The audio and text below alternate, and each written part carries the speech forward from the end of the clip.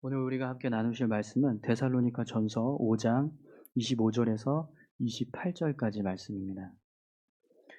데살로니가 전서 5장 25절에서 28절까지 말씀을 같이 함께 봉독하도록 하겠습니다. 제가 가진 성경책은 신약성경 334쪽에 있습니다. 우리 같이 함께 한 목소리로 봉독하겠습니다. 형제들아, 우리를 위하여 기도하라. 거룩하게 입맞춤으로 모든 형제에게 문안하라. 내가 주를 힘입어 너희를 명하노니 모든 형제에게 이 편지를 읽어주라. 우리 주 예수 그리스도의 은혜가 너희에게 있을지어다. 아멘. 다 같이 함께 찬송가 570장 함께 찬송하신 후에 드려진 예물을 위해서 같이 함께 기도하겠습니다.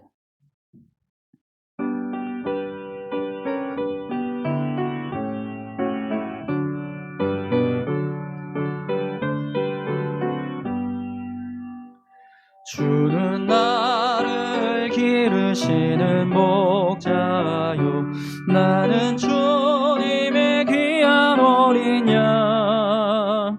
푸른 풀과 맑은 시냇물가로 나를 늘 인도하여 주신다. 주는 나의 좋은 목자, 나는 그의 어린 양. 저를 따라 꼴을 먹여주시니 내게 부족함 전혀 없어라. 예쁜 새들 노래하는 아침과 노을 비키는 고운 학원에 사랑하는 나의 목자 음성을 나를 언제나 불러주신다.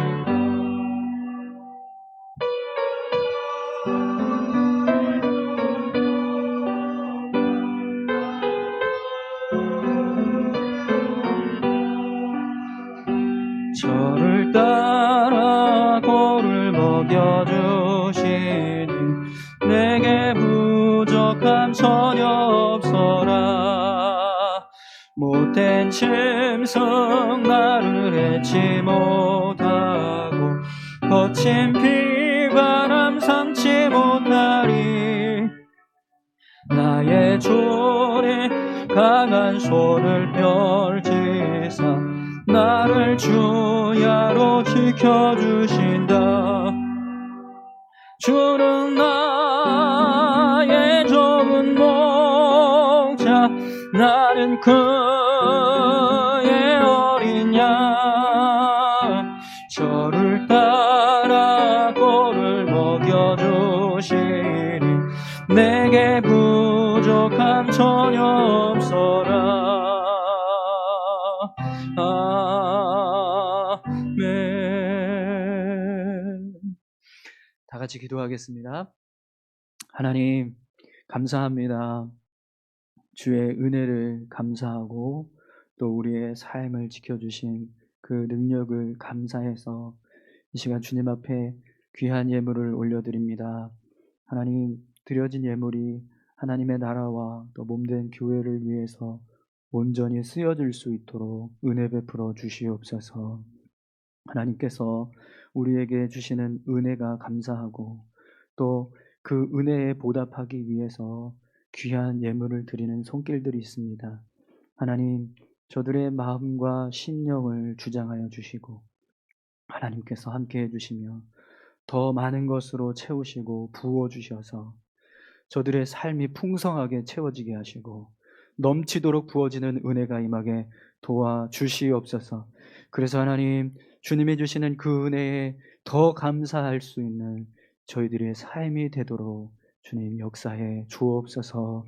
모든 질병과 또 어둠의 권세 아래서 우리가 자유하게 하시고 또 우리의 필요를 따라 공급하시는 하나님의 은혜가 있게 하시며 우리를 인도하시는 선하신 주님의 인도하심이 늘 우리의 삶 가운데 충만하게 임할 수 있도록 주여 붙잡아 주시옵소서. 이 시간 주의 말씀을 듣습니다. 우리의 마음과 심령, 주님 영혼을 깨워주시고 주의 말씀을 듣고 깨닫게 하시며 말씀을 붙잡고 믿음으로 살아갈 수 있도록 인도해 주시옵소서. 전하는 자나 듣는 자 모두가 주의 말씀 앞에 바로 서 갈 수 있도록 주님 축복하여 주옵소서. 감사드리며 예수님 귀하신 이름으로 기도드립니다. 아멘. 여러분 감사합니다. 네, 여러분 네, 제가 정신이 없네요. 여러분 반갑습니다. 네, 한 주간 평안하셨나요? 네, 네, 반갑습니다라는 말을 인사를 하려고 그랬는데 갑자기 감사합니다라는 말이 나왔네요. 네, 어, 여기 밑에 지하에서 영상으로 예배하시는 분들 그리고 가정에서 예배드리고 계시는 분들도 네, 반갑습니다. 우리 한 주간 동안 주의 은혜 안에서 우리가 믿음의 삶을 온전히 살아갈 수 있기를 소망합니다. 건강한 모습으로 우리가 만난 것이 감사한 줄 믿습니다. 네, 어저께 울산의 어느 한 교회에서 네, 확진자들이 나와서 집단 감염이 일어났다는 얘기를 듣고 참 마음이 또 아팠습니다. 또 이렇게 교회에서 또 이런 일들이 일어나서 이 교회가 또 구설수에 오르고 또 사람들이 교회에 나가는 것, 예배 드리는 것, 또 여러 가지 이야기들을 할 텐데 오늘 또 성도들이 그것 때문에 교회에 오는 거, 예배 드리는 거, 또 주저하게 되지는 않을까 그런 마음들이 있었는데 그럼에도 불구하고 여러분 이렇게 귀한 자리에 오셔서 같이 예배할 수 있어서 네, 정말 감사합니다. 여러분 오늘 이 데살로니가전서 5장 25절에서 28절까지 우리가 말씀을 함께 봉독했는데요. 우리가 해야 할 일이라는 제목으로 같이 함께 말씀을 나누도록 하겠습니다. 여러분 바울 사도가 데살로니가 교회를 위해서 썼던 이 편지의 마무리 인사말을 오늘 본문이 기록하고 있습니다. 그런데 오늘 말씀은 그저 평범하게 우리가 그냥 인사말이다라고 생각하고 보는 것이 아니라 사실 이 본문 말씀에는요, 우리가 교회를 세우고 또 믿음의 삶을 살아갈 때 꼭 해야 하는 일을 지금 말씀해 주고 있습니다. 여러분 우리가 한때 이렇게 인사한 적이 있었죠? 식사하셨어요? 네, 진주 잡수셨어요? 밥 먹었니? 이런 인사를 한 때가 있었죠. 어, 식사하셨어요? 밥 먹었니? 이런 인사를 나누던 이 모습은 사실 평범하지만 그러나 그 말 속에는 그 당시에 우리의 삶의 모습이 담겨져 있습니다. 과거 우리가 정말 가난하고 배고픈 시절이 있었죠. 그래서 항상 식사를 거르거나 하는 그런 모습들이 삶 가운데 있었습니다. 그래서 사람들이 어, 끼니만 거르지 않아도 그게 감사하고 또 풍족하다라고 생각하던 그런 시절이 있었어요. 그래서 사람들을 만나면 식사하셨습니까? 이런 인사말로 서로의 안부를 묻곤 했죠. 그리고 정말 식사 못했어요 그러면 이제 식사를 대접하는 일들도 있었습니다. 그렇기 때문에 그냥 우리가 하는 인사말 속에는요, 그냥 안부를 묻는 정도의 그런 말들이 아니라 평범하지만 그 속에는 우리의 삶의 모습들이 담겨지게 됩니다. 여러분 초대교회 당시에는요, 성도들이 서로 만나서 인사할 때 마라나타라는 말을 했습니다. 이 마라나타라는 말은요, 주 예수여 어서 오시옵소서라는 뜻입니다. 왜 성도들이 만날 때마다 이 마라나타라고 하는 인사말을 했냐면 그 당시의 성도들은요, 너무 박해가 심하다 보니까 늘 모여서 주님의 재림을 기대하고 또 하나님의 나라를 소망하는 그런 마음을 가지고 있었던 거죠. 그래서 성도들이 서로 만나면 주 예수여 어서 오시옵소서 이렇게 서로 인사하면서 안부를 나누던 그런 모습들이 있었다는 겁니다. 오늘 본문의 말씀도요, 사실 그와 같습니다. 바울이 인사말을 지금 하고 있지만 이 인사말 속에는요, 바울이 가지고 있는 생각이 담겨져 있어요. 여러분 바울이 썼던 여러 서신서들을 보면 대부분이 목회적인 마음을 가지고 어떻게 하면 교회를 잘 세울 수 있을까? 어떻게 하면 성도들을 건강하게 영적으로 잘 세워갈 수 있을까? 이런 고민을 하면서 말씀을 기록했습니다. 그런 마음으로 쓰여진 이 서신서들의 대부분이요, 오늘 본문 말씀과 같은 모습으로 마무리를 해요. 마지막 인사의 모습이 항상 동일하다라는 거죠. 분명 그 이유는요, 사도 바울의 마음에 교회를 세우고 하나님의 나라를 세우기 위해서 늘 우리가 힘써야 하는 모습, 애써야 하는 모습이 바로 이 모습이다라고 이야기하고 있다는 겁니다. 우리가 그리스도인으로 살아갈 때 평범하게 여겨지는 것들이지만, 그러나 우리가 꼭 실천하면서 살아가야 하는 믿음의 모습이 바로 오늘 본문의 말씀에 담겨져 있다는 겁니다. 그래서 여러분, 사실 오늘 본문 말씀은요, 우리가 익히 알고 있는 말씀이거나 혹은 매일매일 삶 속에서 실천하고 있는 일일 수도 있습니다. 또 반대로요, 너무 익숙하고 당연해서 제대로 신경 쓰지 못하고 관가하고 있는 일일 수도 있어요. 하지만 여러분, 분명 사도 바울은요, 데살로니가 교회 성도들이 이런 모습으로 삶을 살아가기를 원했습니다. 그래서 마지막 인사말이지만 그냥 단순하게 인사를 주고받는 말이 아니라 믿음의 삶을 온전케 하는 권면의 말씀을 우리에게 주고 있습니다. 사랑하는 성도 여러분, 오늘 본문의 말씀을 통해서 우리가 해야 할 일이 무엇인가, 우리가 믿음으로 살아가기 위해서, 또 교회를 온전하게 세워가기 위해서 우리가 해야 할 일이 무엇인가, 그것을 우리가 깨달았으면 좋겠습니다. 그리고 오늘 이 말씀을 붙잡고 우리가 믿음으로 살아갈 때 오늘 우리의 믿음, 그리고 우리 교회의 모습이 더 굳건하게 세워져 가는 그런 은혜가 임하기를 간절히 소망합니다. 네, 그러면 우리가 믿음의 삶을 살아갈 때 힘써서 이루어가야 하는 일이 무엇인가, 같이 말씀을 살펴보도록 하겠습니다. 우리 25절 말씀을 먼저 한번 볼까요? 25절입니다. 형제들아, 우리를 위하여 기도하라. 여러분, 바울이요, 개척한 교회마다 모든 성도들을 향해서 항상 자신과 사역자들을 위해서 기도해달라라고 하는 요청을 했습니다. 왜 그러냐면 자신의 기도와 열심도 중요하지만 성도들의 중보 기도와 관심이 있어야 자신의 사역을 온전하게 이루어갈 수 있다는 것을 그가 잘 알고 있었기 때문이죠. 그래서 오늘 본문에서도 이 데살로니가 교회를 향해서도 성도들에게 우리를 위해서 기도해달라 이렇게 요청하고 있는 겁니다. 여러분, 바울과 같은 사역자들은요, 정말 많은 성도들의 기도가 필요해요. 바울이 행하는 모든 사역들이 그냥 단지 사람의 일이라면 바울은요, 자신이 가지고 있는 능력을 의지해서 사역했을 거예요. 그러나 바울의 사역은요, 100% 하나님의 역사와 일하심을 통해서 이루어가는 사역이었습니다.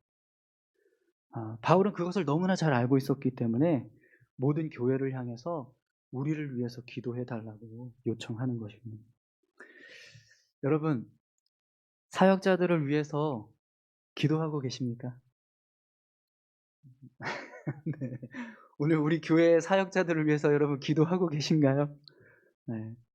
사역자들은요, 여러분들과 다르게 어떤 특별한 영성이 있거나 말씀의 능력을 가지고 있는 사람들이 아닙니다. 사역자들도요, 여러분들과 똑같아요. 사역자들이 말씀이 어렵고 이해되지 않을 때가 참 많습니다. 제가 설교할 때마다 그런 말씀 드리잖아요. 설교 준비하는 게 되게 어렵다고. 근데 그게 그냥 뭐 제가 겸손하게 보이기 위해서 하는 게 아니라 정말 어려워요. 쉽지 않습니다. 목회자라고 해서 뭐 특별하게 말씀을 잘 이해할 수 있고 또 깨달을 수 있는 그런 능력이 있는 것이 아닙니다. 그저 그냥 설교를 준비하기 위해서 여러분들보다 조금 더 말씀을 많이 읽고 또 연구하고 할 뿐인 거예요. 또 사역자라고 해서 항상 뭐 거룩하고 경건하게 살 것처럼 생각하실지 모르겠지만 사실 그렇지도 않습니다. 여러분들이나 저나 똑같아요. 모르겠어요. 저는 뭐 그런지 모르겠는데 우리 심재구 목사님은 어떨지 모르겠는데 저 같은 경우에는요. 제가 어떤 인간인지 저희 집사람하고 아이들이 더 잘 알고 있습니다. 네. 제가 우리 집사람하고 아이들 앞에서 그 불꽃 같은 눈으로 지켜보고 있는데 제가 그래도 좀 거룩합니다. 이렇게 말할 수가 없어요. 네. 그렇기 때문에 여러분, 하나님의 말씀을 전하고 또 성도들을 양육하고 또 신방하고 성도들을 위해서 기도하고 또 교회를 돌보기 위해서는요. 분명 저 한 사람만의 기도만으로는 불가능합니다. 그래서 사역자들도 열심히 기도하고 하나님을 붙잡고 의지해야 하지만 교회 공동체가 사역자들을 위해서 기도해 주셔야 합니다. 사역을 하다 보면요, 여러 가지 발생하는 문제들이 있습니다. 어떤 관계의 문제나 또 사역에서 어떤 어려움들이 생길 때가 있어요. 그러면 그런 문제들을 해결하기 위해서는요, 어떤 인간적인 생각이나 방법을 가지고 해결하는 것이 아니라 온전히 하나님의 말씀과 뜻을 따라서 해결해 갈 수 있어야 합니다. 그러기 위해서는요, 기도가 필요합니다. 또 한 영혼을 천하보다 귀하게 여기는 마음이 여러분 우리 마음에 어디 있겠어요? 성령께서 우리의 마음 가운데 부어주시지 않으면 우리가 어떻게 한 영혼을 천하보다 귀하게 여기는 마음을 가질 수 있겠습니까? 그런 마음을 가지고 영혼을 구원하기 위해서 헌신할 수 있도록 사역자들을 위해서 기도해 주셔야 합니다. 하나님의 말씀을 전할 때 그냥 인간적인 어떤 지식이나 생각으로 말씀을 전하는 것이 아니라 정말 성령께서 주시는 그 지혜와 명철로 말씀을 증거하기 위해서 기도해 주셔야 한다는 거예요. 사실 교회를 무너뜨리기 위해서 사단이 주요 타겟으로 삼는 1순위가 누굴까요? 목회자입니다. 그래서 여러분 목회자들이요 더 많이 어떤 영적인 시험에 빠지고 유혹에 넘어가는 일들이 벌어지는 겁니다. 그런 상황에서 무기력하게 목회자들이 넘어지지 않고 또 온전하게 설 수 있도록 여러분이 기도해 주셔야 합니다. 할렐루야. 네, 사랑하는 성도 여러분, 매일매일 사역자들을 위해서 기도해 주십시오. 네, 별로 이렇게 아멘 소리가 크지 않아 보니까 기도하기 싫으십니까? 네, 여러분 한 분 한 분의 기도가 저와 우리 심재구 목사님을 붙들고 능력 있게 사역할 수 있는 힘이 되는 줄 믿습니다. 저희들이 세상 앞에 무너지지 않고 또 하나님의 말씀을 바르게 말씀 앞에서 바로 서고 또 교회와 성도들에게 선한 일들을 이루어 갈 수 있도록 그렇게 기도해 주십시오. 그리고 이 주님의 몸된 교회를 그냥 사람의 교회가 아니라 하나님의 교회로 세우기 위해 힘쓸 수 있게 해달라고 그렇게 기도해 주셨으면 좋겠습니다. 할렐루야. 네, 사역자들을 위해서 정말 열심히 많이 기도해 주십시오. 또 여러분, 오늘 바울이 데살로니가 교회를 향해서 무엇을 행하라고 말씀하고 있습니까? 우리 26절 함께 볼까요? 거룩하게 입맞춤으로 모든 형제에게 문안하라. 네. 여러분, 바울은요, 교회에 속한 모든 성도들이 서로 믿음의 교제를 이루어 가기를 바랬습니다. 본문에서 거룩한 입맞춤으로 모든 형제에게 문안하라 라고 하는 이 말씀은요, 사실 당시 초대교회 성도들을 만났을 때 인사법을 지금 이야기하는 겁니다. 실제로요, 초대교회 성도들은 서로 인사를 할 때 이렇게 입을 맞추면서 인사를 했다고 해요. 심지어 동성끼리만 하는 게 아니라 이성끼리도 같이 이렇게 입을 맞추면서 서로 교제했다고 합니다. 왜 이렇게 했냐면 우리가 그리스도 안에서 한 형제 자매 되었고 또 모든 관계가 허울 없이 하나 되었다라고 하는 의미를 가지고 이런 인사법으로 서로 교제했다라는 겁니다. 분명 여러분 이런 입맞춤은요 그냥 세상에서 행하는 어떤 저속한 입맞춤이 아니라 그리스도 안에서 행해지는 거룩한 입맞춤입니다. 그래서 오늘 본문에서 바울이 거룩한 입맞춤으로 모든 형제에게 문안하라라고 말씀하는 거죠. 여러분, 분명 이 초대교회 당시 성도들이 행했던 이 거룩한 입맞춤은요, 예수 그리스도 안에서 우리가 하나 되었음을 확인하는 모습인 줄 믿습니다. 우리가 동일한 신앙 고백을 가지고 이렇게 살아가고 있습니다. 이것을 보여주기 위한 모습이라는 거죠. 그런데 사실 실제로 우리가 이렇게 입맞춤으로 이렇게 인사하지는 않잖아요, 지금은. 네, 만약에 지금 그렇게 했다가 난리가 날 겁니다. 그죠? 네. 근데 사실 초대교회도요, 어느 순간부턴가 이렇게 입맞춤으로 인사하는 것을 금지하는 때가 있었어요. 왜 그러냐면 이방인들이 교회 성도들이 이렇게 입맞춤으로 이렇게 인사하는 모습이 뭔가 이렇게 세상적으로 보니까 보기 좋지 않은 거예요. 그래서 이렇게 왜곡된 시선으로 이야기하는 모습들이 나타났습니다. 그래서 당시 교회 지도자들이 우리 교회 안에서 이런 입맞춤의 인사를 이제는 금하자. 그래서 교회 안에서 이게 사라지게 됐죠. 어쨌든 여러분, 이런 입맞춤의 모습처럼 우리가 성도가 하나 되어서 하나님 앞에서 한 마음으로 교제하는 모습, 이것은 너무나 중요한 일입니다. 그래서 여러분, 우리가 교회 안에서 이런 하나됨을 인정하고 또 함께 성도의 영적인 교제를 이루기 위해서 매주 정기적으로 예배를 드리고 또 전도회나 목장과 같은 그런 모임을 통해서 서로 영적인 교제를 이루어가는 모습들을 행하는 거죠. 여러분, 분명 성도의 교제는요, 우리 신앙에서 많은 유익을 줍니다. 여러분, 우리가 믿음을 지키기 위해서 힘겹게 삶을 살아왔어요. 근데 그 모습을 누가 제일 잘 이해해 줄 수 있을까요? 내가 믿음 지키기 위해서 열심히 고생하면서 살아왔던 그 모습, 여러분, 누가 잘 알아줄 수 있을까요? 바로 우리 옆에 계신 성도들입니다. 그렇죠? 세상 사람들이 우리가 고생하면서 믿음 지킨다고 열심히 살았던 모습, 그거 보면은 뭐라고 얘기합니까? 에이구, 쓸데없는 년다, 이렇게 얘기하잖아요. 근데 우리는 안 그러잖아요. 고생했다고. 힘들지? 힘내라고 이렇게 위로하지 않습니까? 왜 그렇습니까? 성도인 우리가 그 삶의 무게를 알기 때문에 그렇습니다. 또 여러분, 우리가 연약해지고 또 실족했을 때 누가 우리를 붙들어주고 이끌어줄 수 있죠? 바로 옆에 있는 성도들입니다.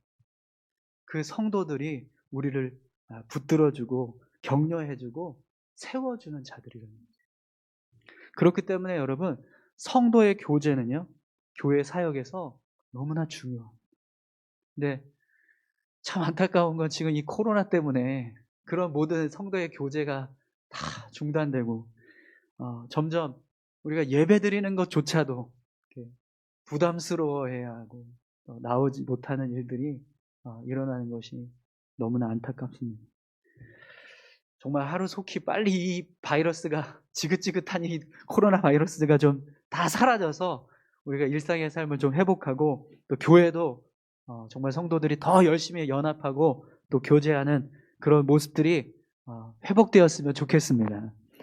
사실은 지금 이 계절이요, 저희 이제 교회에서는 이제 전교인 체육대회를 준비하거나 아니면 야유회를 준비해야 되는 계절이에요.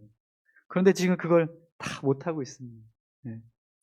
빨리 좀 이런 사역들이 회복되기를 소망합니다. 여러분 같이 기도 많이 하시기 바랍니다. 네. 코로나 때문에 저희가 지금 함께 모여서 예배하고 또 교제하고 하는 모든 일들을 제대로 못하고 있습니다. 그러나 여러분, 교회는요, 분명히 성도의 교제가 있어야 성도가 서로 영적인 교제를 나누고 또 마음을 나누고 또 신앙을 서로 독려하고 이런 모습들이 교회 안에서 온전히 세워져 갈 때 그 교회는요, 건강한 교회로 세워져 가는 거죠. 오늘 우리 교회가 그런 교회가 될 수 있기를 소망합니다. 지금은 우리가 코로나 때문에 이렇게 모이지도 못하고 또 예배 드리는 것도 부담스럽고 또 소모임도 못하고 하지만, 그러나 이게 다 사라졌을 때는 정말 뜨겁게 모여서 예배하고 열심히 같이 교제하는 그런 귀한 교회가 되기를 축원합니다. 네. 또 여러분, 오늘 사도 바울이 데살로니가 교회를 향해서 무엇을 행하라고 말씀하는지 한번 보세요. 27절 말씀입니다. 내가 주를 힘입어 너희를 명하노니 모든 형제에게 이 편지를 읽어주라. 여러분, 사도 바울이 자신이 쓴 편지를 모든 형제에게 읽어주라, 이렇게 지금 말씀하고 있어요. 여러분, 바울은요, 자신의 편지를 모든 형제들에게 읽어주라 라고 하는 이유는 단지 이 편지가 교회를 위해서 쓰여진 것이 아니라 이 편지의 내용이 교회와 성도들을 온전하게 세울 수 있는 거룩한 하나님의 말씀이기 때문에 이렇게 성도들에게, 모든 형제들에게 읽어주라 라고 말씀하는 겁니다. 바울은요, 내가 주를 힘입어서 너에게 명하노니라고 고백하는 이 편지를 통해서 모든 형제들을 세우기를 원했습니다. 그래서 자신이 썼던 이 편지가 모든 형제들에게 읽혀지기를 원한다라고 말하는 거죠. 만약 바울이 이 편지를 자신의 어떤 인간적인 생각이나 지식을 전달하기 위한 내용으로 채웠다면 주를 힘입어서 너희에게 권하노니라는 말은 하지 않았을 겁니다. 바울은요, 이 말의 의미가 무엇인지 누구보다 더 잘 아는 사람입니다. 그리고 이것을 함부로 사용하는 것이 어떤 결과를 초래하는지도 그는 잘 알고 있었습니다. 그렇기 때문에 바울이 자신 있게 지금 자신이 썼던 편지를 이렇게 모든 성도들 앞에 주 이름으로, 주의 은혜로 내가 주를 힘입어서 명한다, 그런 이것을 다 형제들에게 읽어줘라, 이렇게 말할 수 있다라는 것은요, 그 말씀이, 이 편지가 하나님의 말씀이라는 것을 그가 확신했기 때문이라는 겁니다. 여러분, 오늘 이 말씀에서 우리가 한 가지 꼭 실천해 가야 하는 일이 있습니다. 그것은요, 교회는 하나님의 말씀을 모든 성도들에게 들려주는 곳이 되어야 한다는 겁니다. 우리가 매주 교회에서 혹은 매일 정해진 예배 시간마다 하나님의 말씀을 나누고 성경 말씀을 전하는 이유는요, 바로 이것 때문입니다. 왜냐하면 성경이야말로 우리를 온전히 세울 수 있는 하나님의 능력이기 때문에 그렇습니다. 하나님은 우리에게 바른 신앙의 삶을 살아갈 수 있도록 돕기 위해서 말씀을 주셨어요. 우리가 하나님을 더 깊이 이해하고 알아가게 하시려고 성경을 우리에게 허락하셨습니다. 그렇기 때문에 모든 성도들은요, 믿음의 삶을 온전하게 살아가기 위해서, 또 모든 교회는 하나님 앞에서 바르게 세워져 가기 위해서 성경을 읽고 붙잡아야 합니다. 성경을 알아가야 하고 성경을 통해서 말씀을 끊임없이 전하는 일들이 이루어져야 하는 거죠.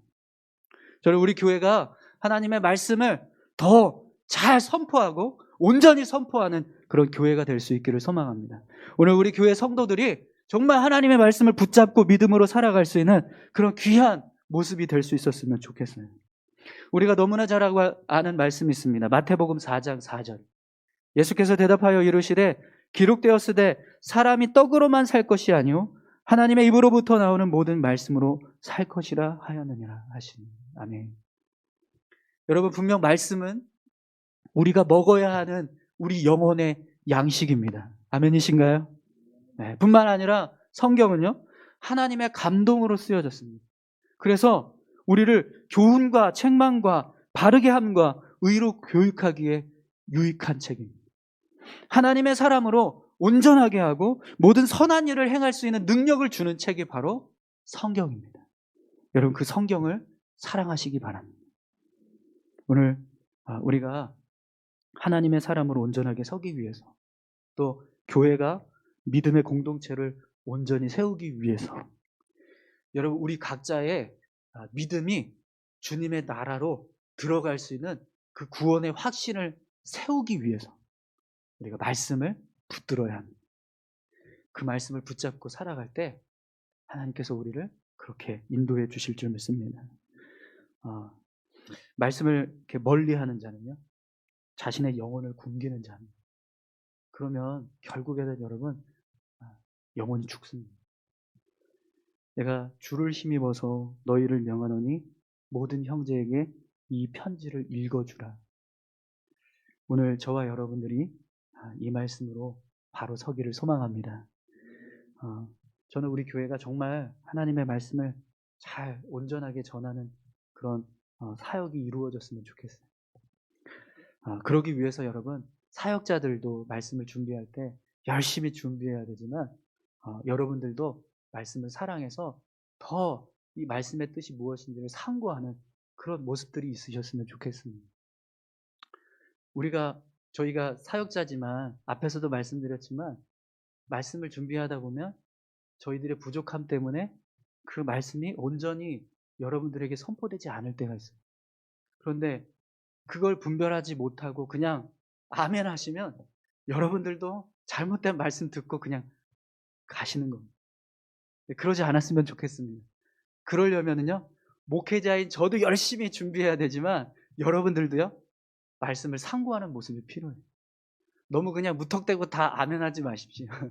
예전에 어느 교회에서 사역하는데 어떤 집사님, 안수 집사님이셨는데 그분이 저보다도 말씀을 더 잘 아시는 분. 집에 주석이 있을 정도고 목회자들이 보는 책을 보시는 그런 분이셨어요. 그분 앞에서 설교를 하잖아요. 그러면 목사님, 그 본문 말씀이 그 의미 맞아요? 이렇게 나중에 와서 물어보세요. 근데 저는 그게 좀 불편하기도 하고 어렵기도 했지만 사실은 그런 모습들이 교회를 바르게 세우는 모습이라고 생각합니다. 물론 설교를 여러분들이 뭐 해석하고 판단하고 어떤 정죄하기 위해서 그런 모습으로 하라는 것은 아닙니다. 그러나 우리가 정말 말씀을 제대로 아는 모습들이 필요해요. 저는 우리 교회 성도들이 그렇게 말씀을 사모하는 모습들이 있었으면 좋겠습니다. 할렐루야. 네, 마지막으로 여러분, 사도 바울이 데살로니가 교회를 향해서 무엇을 말씀하고 있는지 보십시오. 28절입니다. 우리 주 예수 그리스도의 은혜가 너희에게 있을지어다. 여러분, 이 말씀은 우리가 무언가를 해야 한다라는 말씀은 아닙니다. 그냥 주님의 은혜가 우리에게 임하기를 바란다라고 하는 축복의 말씀이에요. 사실 이 말씀은요, 데살로니가 전서를 마치면서 사도 바울이 데살로니가 교회를 향해서 축도하고 있는 거예요. 그래서 우리가 꼭 뭔가를 해야 하는 것은 아닙니다. 그런데 여러분, 이 말씀 속에는요, 우리가 꼭 잊어서는 안 되는 한 가지 진리가 담겨져 있습니다. 여러분, 주 예수 그리스도의 은혜가 우리 가운데 없다면 우리는 어떻게 될까요? 주 예수 그리스도의 은혜가 우리 교회 가운데에서 없다면 교회는 어떻게 될까요?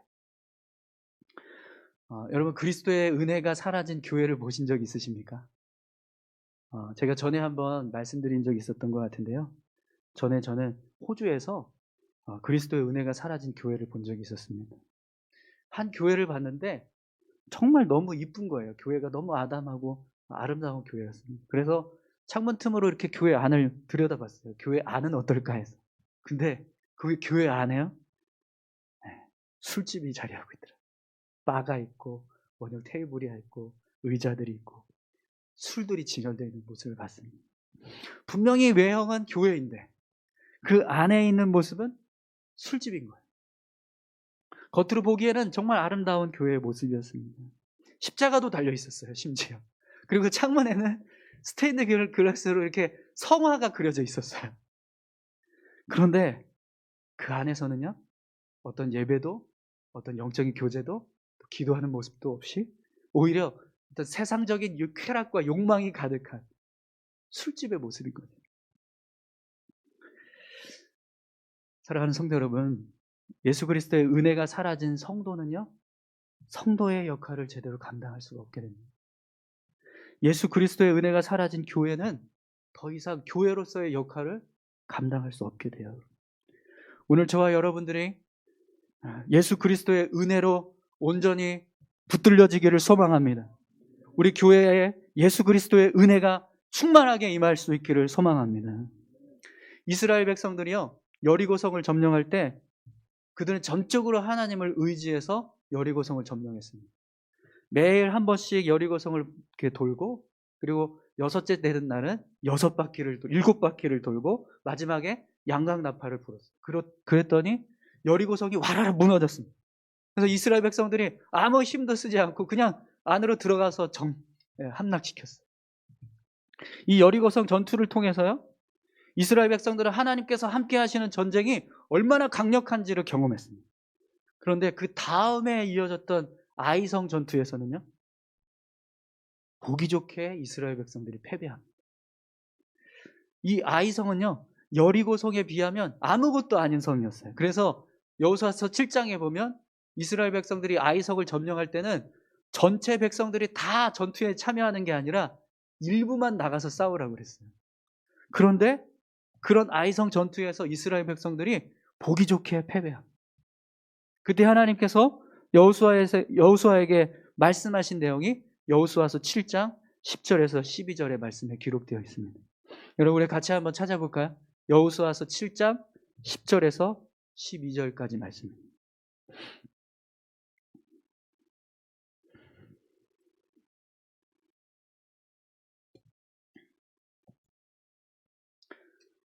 여호수아서 7장 10절에서 12절까지 말씀.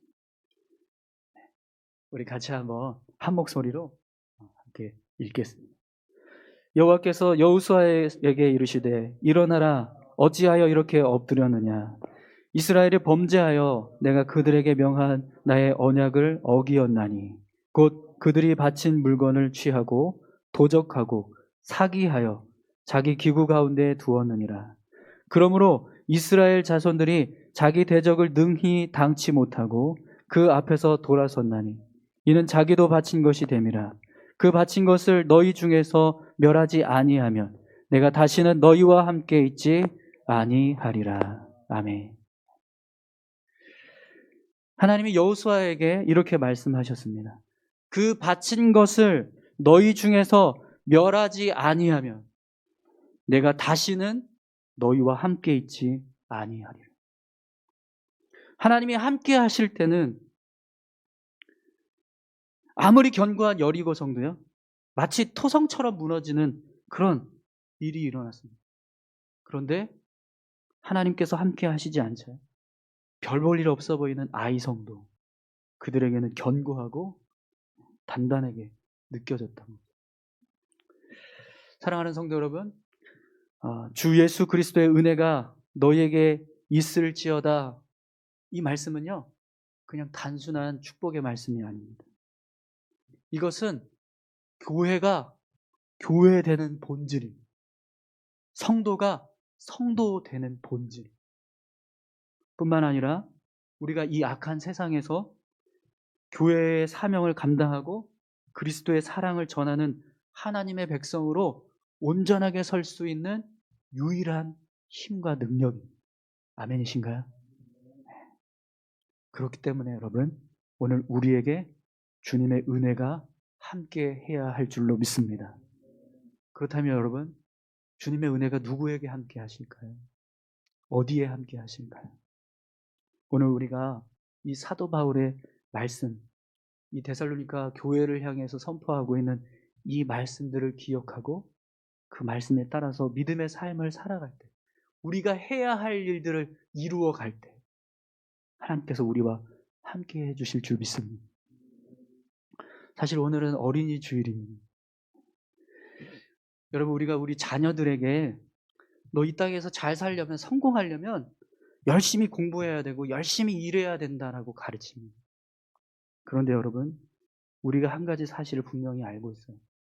이 모든 일들을 이루기 위해서는 하나님께서 함께 하셔야 한다는 겁니다. 또 아무리 이 세상에서 우리가 잘 살고 성공해도 하나님이 함께 하시지 않는 인생은 실패한 인생이라는 사실을 우리는 잘 알고 있습니다. 그렇기 때문에 여러분, 오늘 우리가 해야 할 한 가지 일이 더 있습니다. 그것은 우리의 자녀들에게 믿음의 삶을 온전히 살아갈 수 있도록 가르쳐야 한다는 거예요. 오늘 우리가 교회를 세우기 위해서, 또 우리의 믿음을 지켜가기 위해서 해야 할 사역자들을 위해서 기도하고, 또 성도 간에 서로 교제하고, 또 말씀을 붙잡고 믿음의 삶을 살아가는 것, 이것을 우리가 온전히 이루어 가는 것, 그것이 우리가 해야 할 일이라면 그 일들을 우리 자녀들에게 가르치고 우리 자녀들도 그렇게 살아가게 하는 것 역시 우리가 해야 할 일이라는 거죠. 그래서 여러분, 그렇게 삶을 살아갈 때 오늘 우리의 삶 가운데 그리고 우리의 자녀들의 삶 가운데도 하나님의 은혜가 함께하는 일들이 일어나게 될 줄 믿습니다. 우리 시간 같이 함께 기도할까요? 하나님, 우리가 해야 할 일들이 있습니다. 교회를 세우기 위해서, 또 우리의 믿음을 지켜가기 위해서 우리가 온전히 살아가야 하는 삶의 모습들이 있습니다. 그 모습을 이룰 수 있게 도와주시고, 또 우리 자녀들에게도 그러한 믿음의 모습을 전할 수 있게 도와주십시오. 우리 다 같이 이렇게 기도하겠습니다. 하나님 아버지, 감사합니다. 하나님, 우리를 세워주시옵소서, 우리를 붙들어 주시옵소서, 우리의 삶을 인도하여 주시옵소서. 우리가 주님 앞에 온전히 서고 우리가 굳건하게 서서 믿음의 삶을 살아갈 수 있기를 소망합니다. 그러기 위해서 오늘도 아버지 하나님, 사도 바울이 데살로니가를 향하여서 하나님 성도들을 향해서 말씀을 전하였습니다. 그 말씀을 붙잡고 믿음으로 살아가는 자들 되게 도와주시옵소서. 오늘 교회를 위해서, 하나님 사역자들을 위해서 끊임없이 기도할 수 있게 도와주시고, 하나님 성도의 교제가 더욱더 풍성하게 이루어져 갈 수 있게 하시고, 주의 말씀이 온전히 선포되는 교회가 될 수 있도록 인도하여 주시옵소서. 그래서 아버지 하나님, 주님의 은혜가 우리의 마음과 심령 가운데 끊임없이 부어지는 역사가 일어나게 도와주시옵소서. 뿐만 아니라 아버지 하나님, 우리 자녀들에게도 이 믿음을 전수하게 하시고 이 믿음을 가르치게 하셔서 우리 자녀들에게도 주님의 은혜가 넘치는 귀한 삶을 살아갈 수 있도록 주여 인도해 주시고 함께해 주시옵소서. 우리가 해야 할 일들이 있습니다. 이 일들을 간과하지 않고 온전히 이루어갈 수 있도록 주님 역사해 주시옵소서. 주님 인도하심을 감사합니다. 하나님 아버지, 우리가 믿음을 지키기 위해서, 또 교회를 바르게 세워가기 위해서 해야 할 일들이 있습니다. 오늘 사도 바울은 우리에게 사역자들을 위해서 기도하라고 말씀합니다. 모든 성도들이 그리스도 안에서 연합하고 하나 되라고 말씀합니다. 주의 말씀을 붙잡고 그 말씀을 상고하며 살아가려고 우리에게 권면하고 있습니다. 우리가 이 모습으로 살아가게 도와주시옵소서. 그래서 주의 은혜가 우리 가운데 임하게 하여 주시고, 또한 하나님, 우리가 우리 자녀들에게 이러한 믿음의 모습을 전수해서 저들에게도 주의 은혜가 함께하는 삶을 살 수 있게 도와주시옵소서. 감사드립니다. 예수님의 이름으로 기도드립니다. 아멘. 네, 광고 말씀드리겠습니다.